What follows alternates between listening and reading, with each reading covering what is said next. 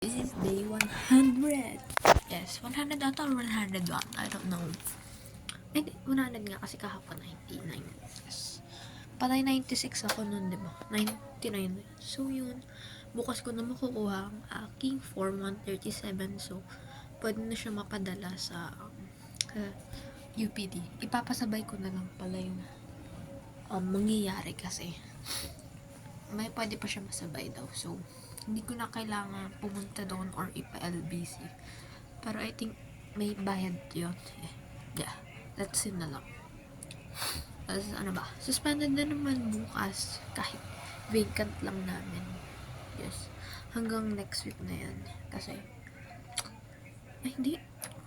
Ay, not sure pa. Kasi panay ulan pa rin. Buong August inulan kami dito sa Nakakalumba. Sa Bulacan.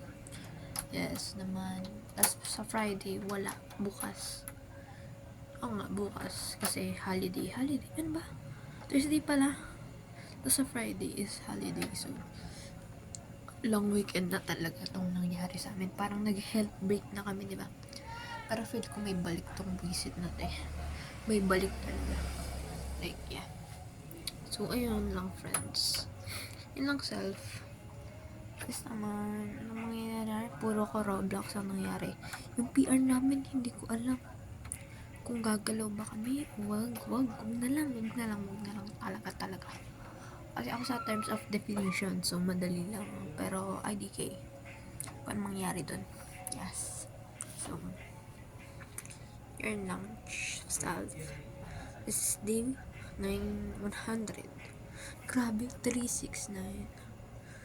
Nakaka 4 months na rin. Or 3 months and a half. 369, 93 months. 12, 120. So, 3 months and a half. Ata. Yun na lang. So, zooming out. So, malapit na tayo mag-bare months. Kumbaga na. Nang zooming out.